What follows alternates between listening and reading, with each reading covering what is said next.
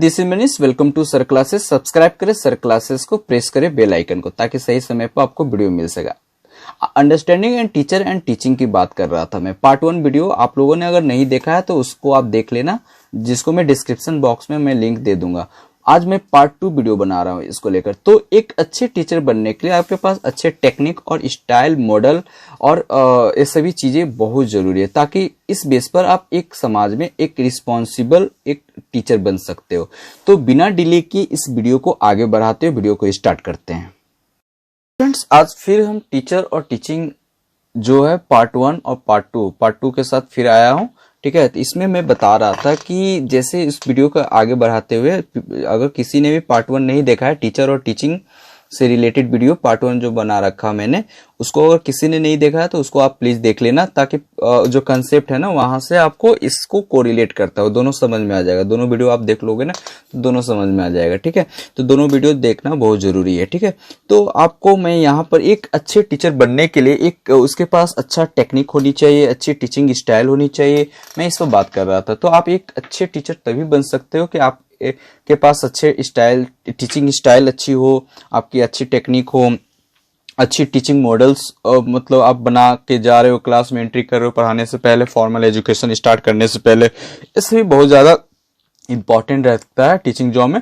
और ऐसे भी कहा जाता है कि teaching is a challenging job, teacher is a challenging job. ठीक है, तो टीचिंग, फिर उसके बाद हम बात करेंगे टीचिंग मेथड। ये हम इस सारे कंसेप्ट जो है ना, कंसेप्ट रिलेटेड टू टीचिंग से बात कर रहे हैं एंड टेक्निक स्ट्रेटेजीज से बात करेंगे। तो आज का वीडियो जो स्टार्ट कर रहे हैं टीचिंग मॉडल्स में, जो हम लोग थे कल, तो टीचिंग मॉडल्स में कुछ मैंने बताया था कि मॉडल्स क्या होती है, तो इसको थोड़ा सा रिवाइज कर देते हैं कि मॉडल्स जो हम लोग बता रहे थे कि जैसे हम लोग क्या करते हैं ना कि एक आर्किटेक्ट का मैंने एग्जांपल दिया था कि आर्किटेक्ट जो होते हैं वो जैसे कोई भी बिल्डिंग को पूरी मतलब बेस पर लाने से पहले वो क्या करते हैं, पहले एक स्ट्रक्चर बनाते हैं, एक पेपर पे स्ट्रक्चर बनाते हैं। सिमिलरली उसी प्रकार से हम लोग को जब हम लोग क्लास में फॉर्मल एजुकेशन यानी टीचिंग स्टार्ट करने से पहले हमें एक रफ पेपर पर प्रिपेयर करके यानी होमवर्क करके जाना चाहिए, ताकि उससे क्या होगा ना कि हम लोग सही समय में सही कंटेंट को डिलीवर कर सकते हैं लर्नर को। तो इससे भी आप बेटर परफॉर्म कर सकते हो, ये आपके लिए भी बेटर होगा और आपके जो लर्नर्स होते हैं ना उनके लिए भी बेटर होगा। और हम एक अच्छी मतलब कम समय में, और जो टाइम हम लोग को मिलता है उस कम समय में हम लोग अच्छे कंटेंट प्रोवाइड कर सकते हैं। ये सभी चीजें मतलब अगर आपके पास टेक्निक रहता है ना, तो आप मार्केट में आप कहीं भी रहोगे तो आप अच्छे कहलाए जाओगे। जो रिस्पॉन्सिबिलिटी, ऐसे भी कहा जाता है कि टीचर की रिस्पॉन्सिबिलिटी काफी और जॉब से ज्यादा होती है। तो ये सभी चीजों को देखते हुए टीचिंग मॉडल बहुत जरूरी है। तो हम लोग इसमें आज की वीडियो में हम लोग आज की वीडियो में हम स्टार्ट करते हैं टाइप्स ऑफ टीचिंग मॉडल। तो पहला जो इसमें था कि इसमें 4 टाइप्स बताया गया मॉडल्स का। तो पहला हम डिस्कस करते हैं social interaction model.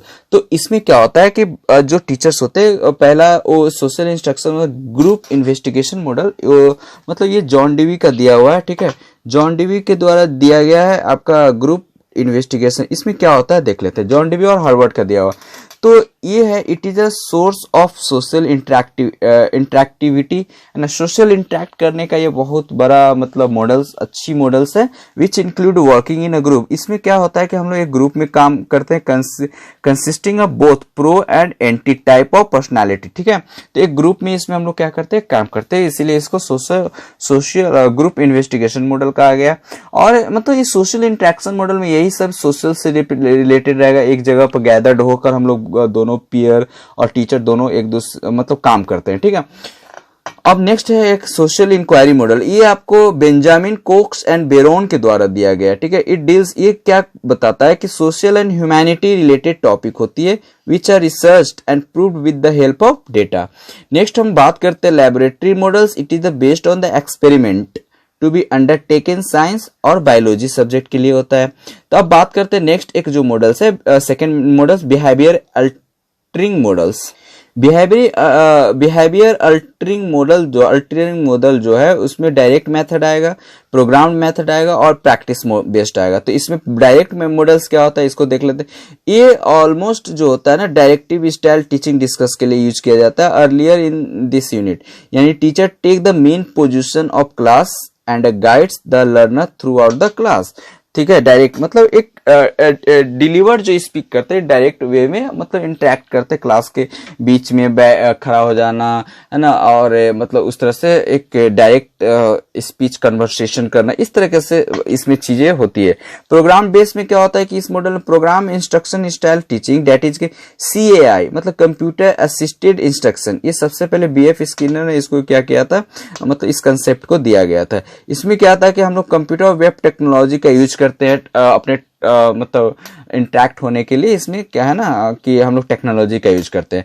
Next practice based model है, तो it involve teaching with the help of suitable method aids, यानी हम लोग क्या कर सकते हैं इसमें कुछ ऐड दिखलाकर या फिर और भी बहुत सारे ऐड वगैरह दिखलाकर हम लोग इसमें then the after getting feedback arrange remedy, और मतलब कह सकते हैं कि इसमें ऐड वगैरह कुछ पिक्चर्स इससे भी दिखा के हम लोग प्रैक्टिस मतलब इंटरेक्ट हो सकते हैं। ठीक है, नेक्स्ट हम बात करते हैं आपका इंफॉर्मेशन डेवलपमेंट मॉडल। इसमें इसको गैगने मॉडल भी कहा जाता है। फर्स्ट को एक सेंसरी मेमोरी को डील्स कहता है, जैसे it depend on memorisation and practice. Memorisation मतलब जो प्रैक्टिस बार बार करते हैं ना, इस पर डिपेंड होता है Gagne's models. Okay, there are various aspect like learner readiness की इसमें एस्पेक्ट आ जाते हैं, मोटिवेशन से related, perception, transfer of learning and retention से आ जाता है। ठीक है, नेक्स्ट बात हम करते हैं बर्नर्स मॉडल का।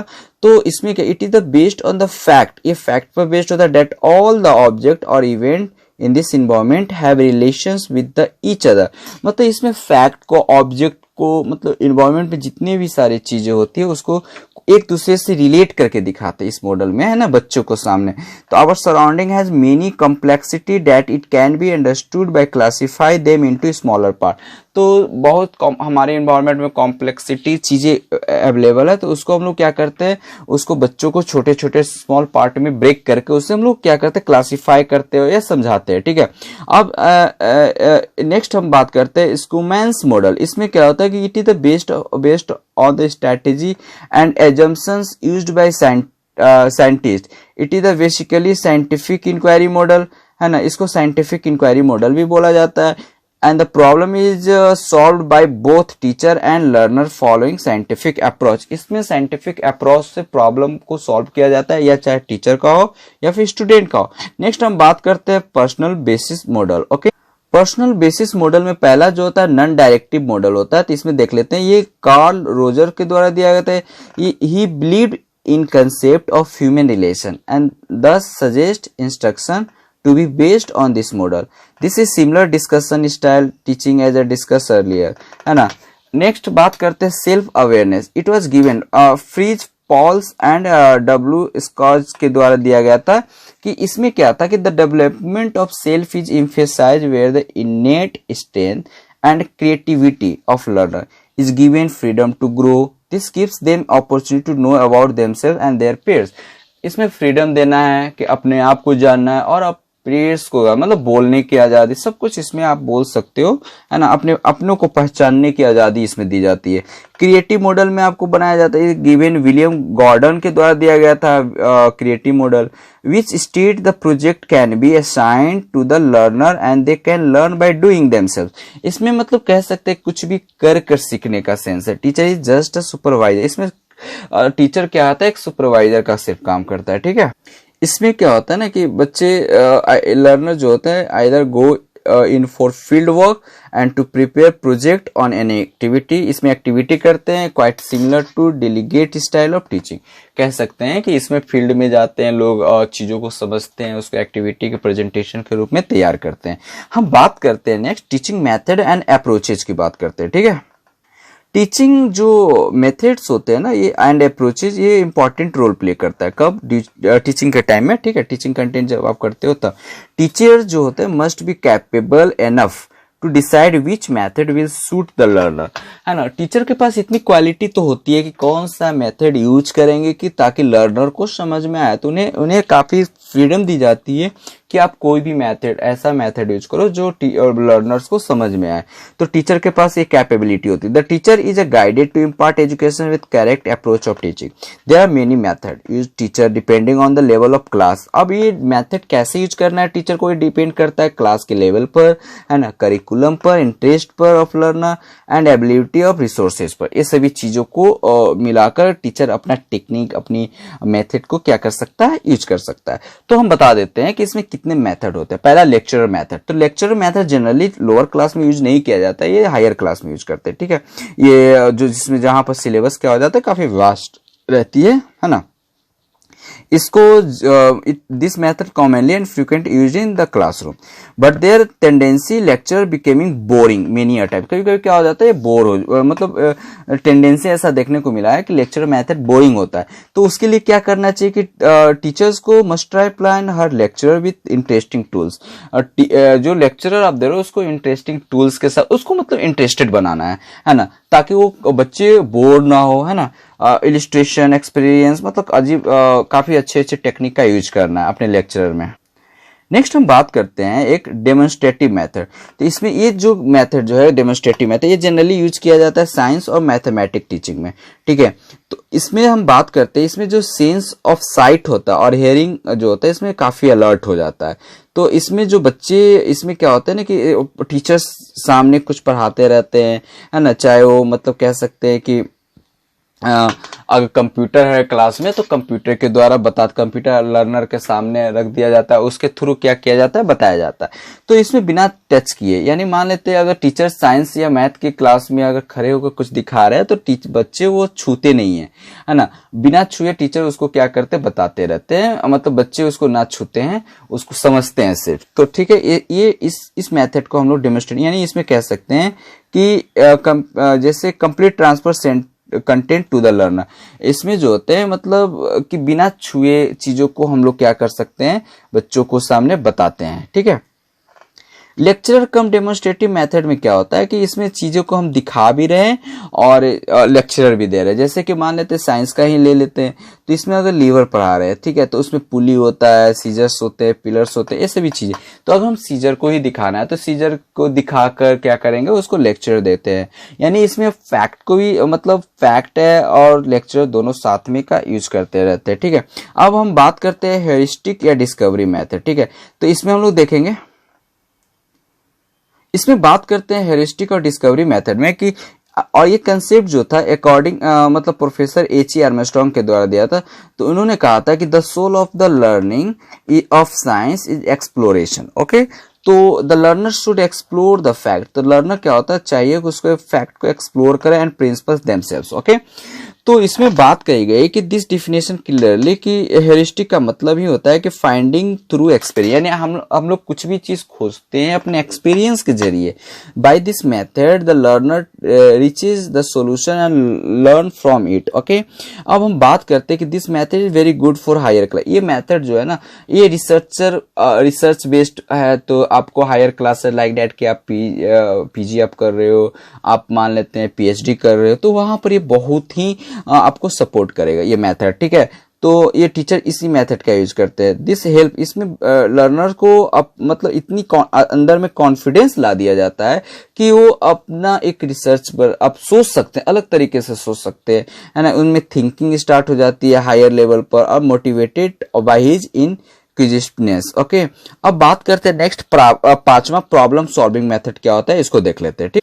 प्रॉब्लम सॉल्विंग मेथड में पहला problem solving set event in which human begin want to achieve some goals. ये गैगने के कोटेशन था, ठीक है ना। A child can not solve a problem unless and until he was a sense of familiarity with it. मतलब कह सकते हैं कि एक बच्चा तब तक अपनी प्रॉब्लम को खुद नहीं सॉल्व कर पाएगा जब तक वो सॉल्व करने लायक नहीं हो जाता। तब जब तक वो सॉल्व करने लायक नहीं हो तब तक कोई ना कोई उसको सपोर्ट करता रहेगा, चाहे पेरेंट्स या टीचर, है ना। तो इस तरह से तो जो प्रॉब्लम सॉल्वर होता है ना, इसमें वो अवेयर होता है कि what is the style, what is the nature of problem, है ना।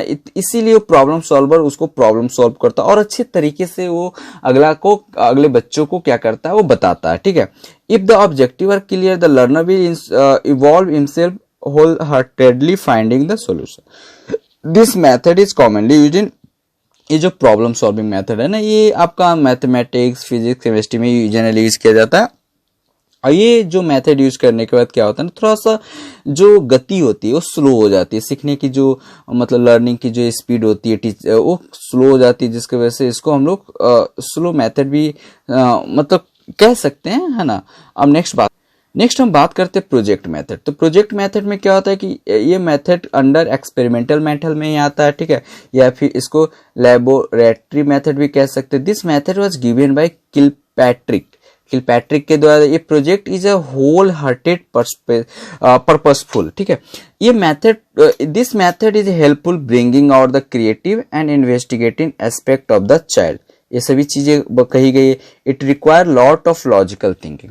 नेक्स्ट हम बात करते हैं इंडक्टिव और डिडक्टिव मेथड। इसमें क्या होता है देख लेते हैं। इंडक्टिव और डिडक्टिव में, इंडक्टिव मेथड जो होता है मूविंग फ्रॉम, ये जो मूव करता है स्पेसिफिक से जनरल की ओर, और डिडक्टिव जो होता है आपका जनरल से स्पेसिफिक की ओर क्या करता है, मतलब मूव करता है। ओके, तो इसको हम एक एग्जांपल से समझते हैं कि जो इलेक्ट्रिसिटी डे टू डे हम लोग ज्यादा इसकी कंजम्पशन बढ़ रही है, तो जब कंजम्पशन बढ़ेगा तो इसकी प्राइस भी बढ़ेगी, है ना। उसी प्रकार से पेट्रोल और डीजल की प्राइस डे टू डे बढ़ रही है। लेकिन उसके जस्ट अपोजिट अगर कोल क्या करे, हम लोग कोल की डिपोजिशन मतलब उसकी जो स्टॉक होती है वो डिप्लेट हो रही है, कम होते चले जा रही है, फॉरेस्ट रिड्यूस हो रही है डे बाय डे, है ना। ये सभी स्टेटमेंट से हम लोग क्या समझते हैं। तो एक और थोड़ा छोटा सा एग्जांपल लेते हैं। Natural energy resource are decreasing, है ना, विद इन इंक्रीजिंग पॉपुलेशन। यानी कह सकते हैं इंडक्ट में कि यहाँ पे इंडक्टिव का मैंने डिफिनेशन बताया कि ये स्पेसिफिक टू जनरल जाता है। तो यहाँ कह सकते हैं कि अगर मान लेते हैं कि पॉपुलेशन इंक्रीज करेगा तो जो एनर्जी हमारे पास है मतलब नेचुरल एनर्जी, वो क्या हो जाएगा, धीरे धीरे डिडक्ट करेगा, ठीक है, मतलब कम होगा। तो यही है इंडक्टिव और डिडक्टिव, ठीक है। अब हम बात करते हैं analytic to and synthetic method क्या। इसमें देख लेते हैं पहला कि analyse means taking a big complicate. इसमें होता है कि एक कॉम्प्लिकेटेड बिग या कॉम्प्लिकेटेड प्रॉब्लम को लेना है, concept and trying to understand by breaking into smaller unit. यानी बड़ी प्रॉब्लम को लेना लेकिन उसको स्मॉलर यूनिट में क्या करना है, तोड़कर उसको समझने की कोशिश करना है, समझे। In this method we move from, इसमें इस मेथड में क्या होता है कि अननोन से नोन की ओर या फ्रॉम कंक्लूजन टू हाइपोथेसिस की ओर जाना है, कंक्लूजन से हाइपोथेसिस की ओर जाना है। यानी इसमें कह सकते हो आप कि understand with the help of example. जैसे कि स्टोमक अगर हम बात करते हैं तो वो स्टोमक तो आप जानते हो सिंपल चीज, स्टोमक पेट होता है, लेकिन ये आप नहीं जानते हो कि किस मतलब ऑर्गेन टिश्यू से वो बने होते हैं।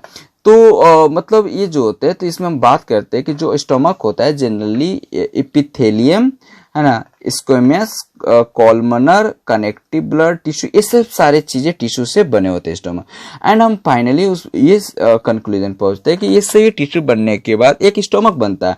यानी वी कैन से दैट कि ड्यूरिंग दिस रीजन, या फिर एक और एग्जांपल ले सकते हैं कि अकबर के काल में हम बात करते हैं कि उनके काल में सब लोग ब्रदरहुड, लव, इस तरीके से मतलब काफी प्रोग्रेस में था। तो इसकी वजह से वहाँ उनका किंगडम जो था, development of building, economy, culture काफी अच्छा था, ठीक।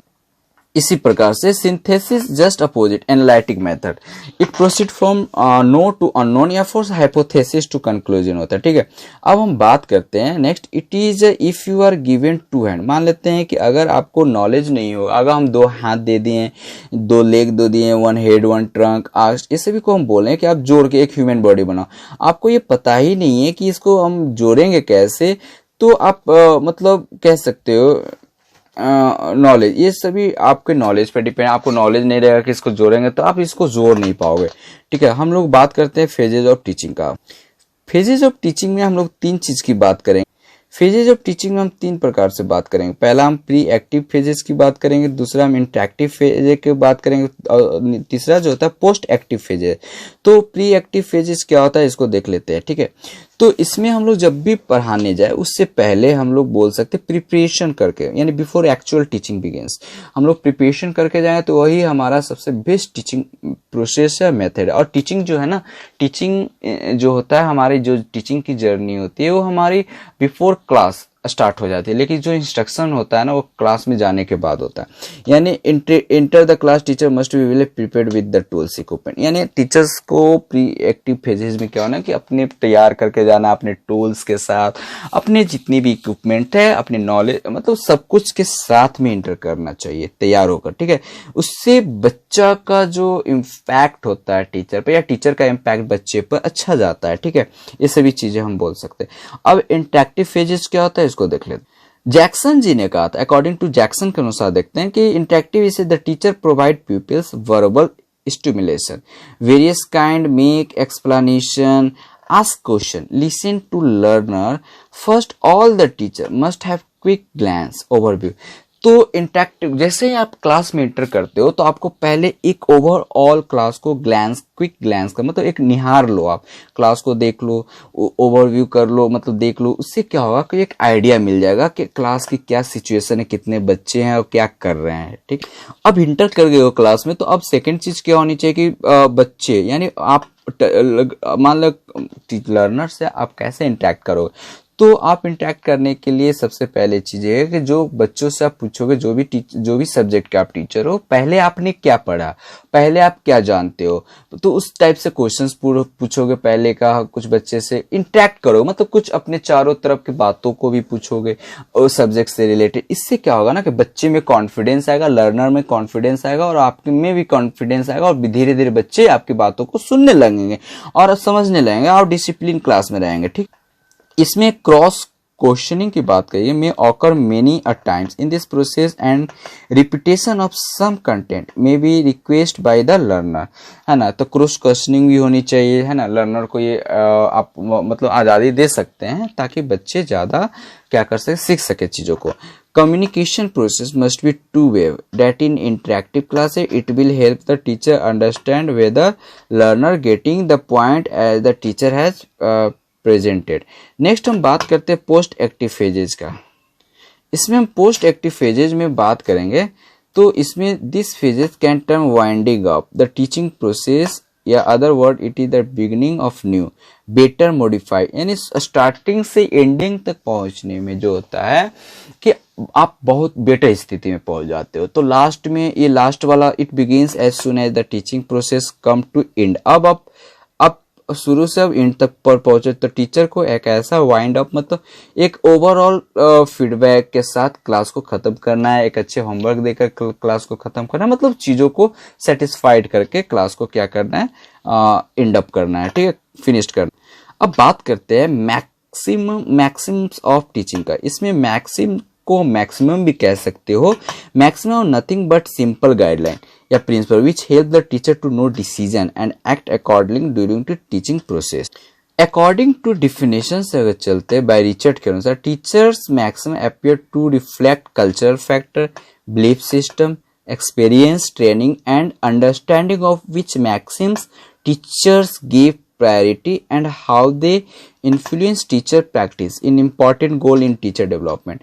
Let us what feature these maxims, मतलब इसमें features क्या क्या है, तो they motive the teachers and the help teacher take decisions during teaching and help teacher take decision during teaching. Teacher को हेल्प करता है डिसीजन लेने में, कब, टीचिंग के टाइम में, और teaching interesting, creative and purposeful, और make teaching simplified affair, make teaching organized and effective. Okay, इसमें कंटेंट की बात कर लेते हैं, कंटेंट क्या क्या होती है। तो पहला कंटेंट जानते हैं मैक्सिमम ऑफ टीचिंग का, सिंपल टू कॉम्प्लेक्स। तो मतलब टीचर को एक चाहिए कि पहले कंटेंट जो सिंपल से स्टार्ट करे और कॉम्प्लेक्स की ओर जाए।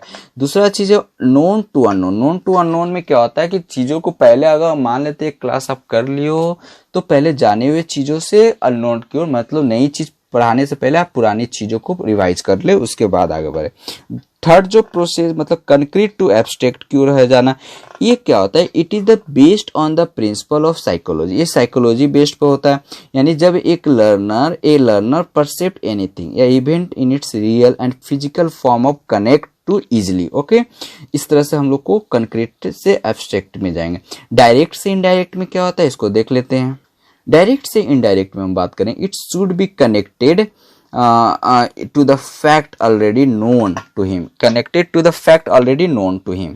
जैसे कि इफ टॉपिक एसिड, मतलब ऐसा टॉपिक, मतलब इससे कनेक्टेड करना है बच्चों को जो पहले से जान रहा है। तो उसमें बहुत सारी चीजें, मतलब सोरनेस होता है, सोर fruits, causes of for soreness, citric acid, पढ़ाते पढ़ाते हम लोग क्या करते इनडायरेक्ट पर चल, जैसे आप मान लेते मिनरल एसिड के बारे में आप पूछ सकते हो, ठीक है, उसको बताने लगोगे। तो ये सभी चीजें बहुत फैक्टर करता है। नेक्स्ट हम बात करते हैं पार्टिकुलर टू जनरल की ओर।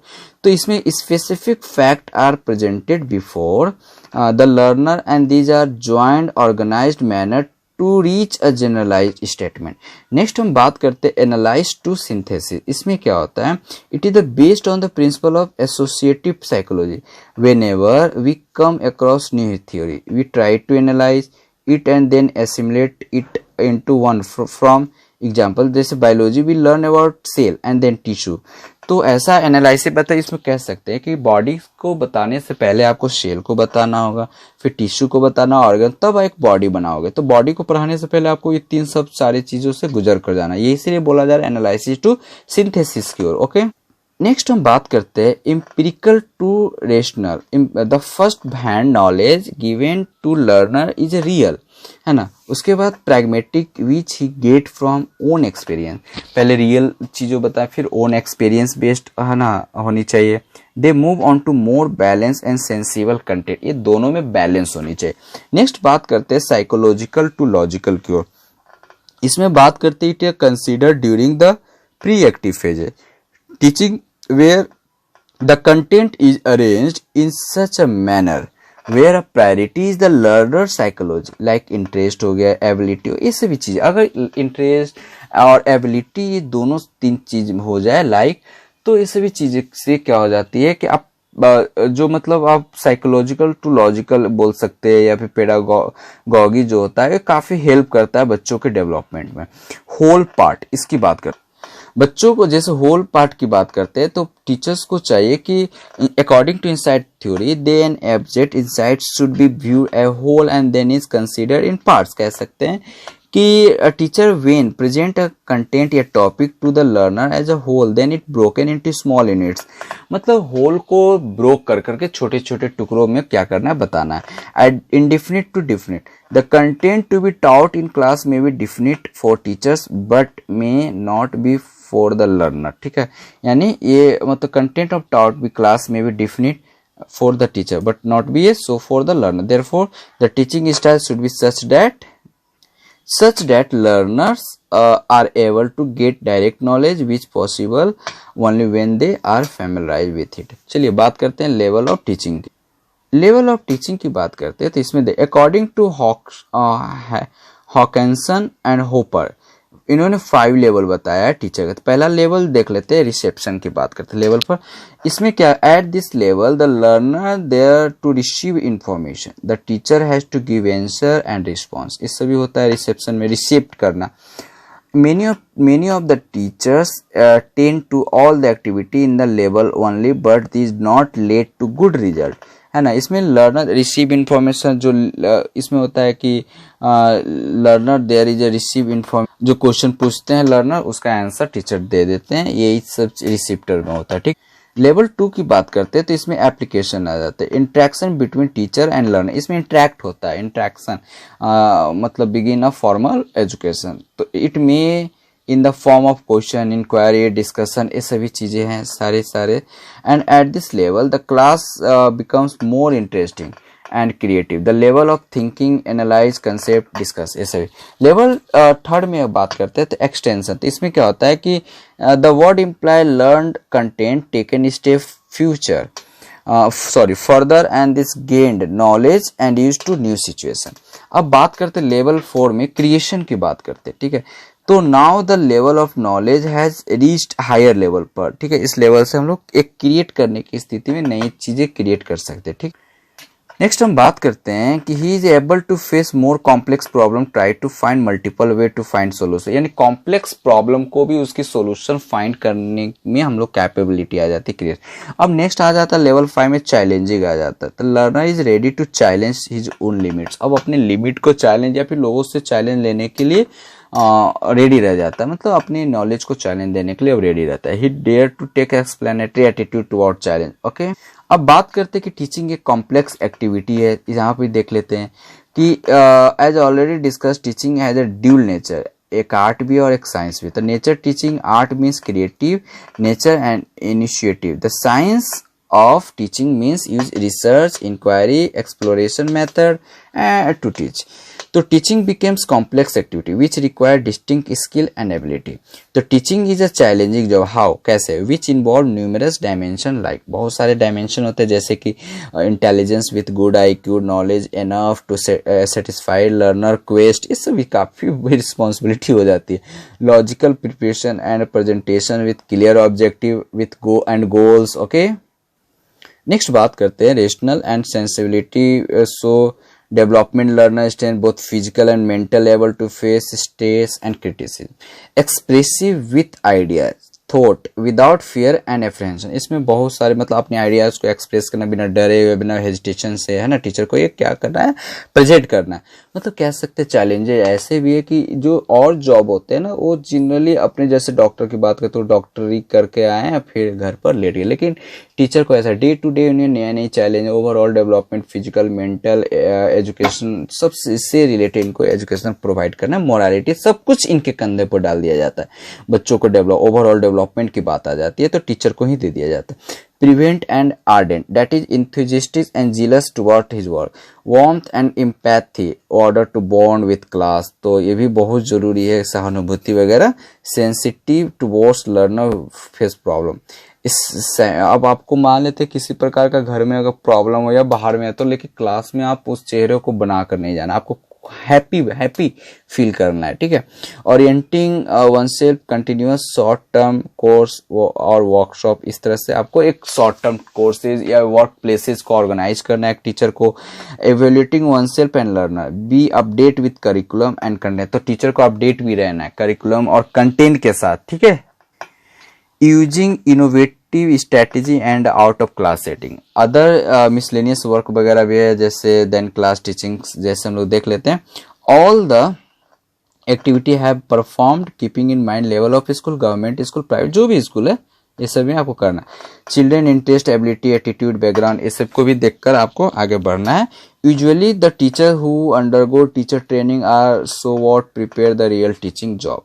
During teaching they are trained in many of the aspect discuss about the sometime the real life situation take the toll on the new teachers. Okay, next हम बात करते हैं teachers जो होते हैं ना, it's training teachers, train teachers must made aware and oriented according to face the practicality of the teaching job, but teacher job has a face many, teacher जो होते हैं has a face many challenges during the job period, some learn gradually, some scum and level the job. The future of many learner in the hand of the teachers, therefore keeping few individuals difference among learner has to be lacked. The better and the trained teachers pass out confidence enough to face and teaching job full with complexity. कह सकते हैं finally overall कि teacher is a challenging job, but हमें इसे अच्छे से करना है। Also the teacher has to strive and the holistic development of learning, यानी पूरी संपूर्ण whole development की रिस्पॉन्सिबिलिटी एक टीचर पर चली जाती है, ठीक है। सिर्फ लर्नर को टीच ही नहीं करना है, उसके साथ साथ स्पेसिफिक देयर प्रोग्रेस को भी देखना है ना, ओवरऑल प्रोग्रेस को भी देखना है। We can see that teaching is multi facet activity. After evaluate step the feedback was be collected to so that teaching can be modified into better activity. The weak learner should be tackled in such a manner that they do not feel inferior. Teachers in herself, learner who adopt daily the new situation with the many. तो यही सब चीजें सारी थी। Thank you. Okay, happy smiling. और video देखने के लिए थैंक यू सो मच, और प्लीज चैनल को सब्सक्राइब कर दो और लाइक कर दो, शेयर कर दो।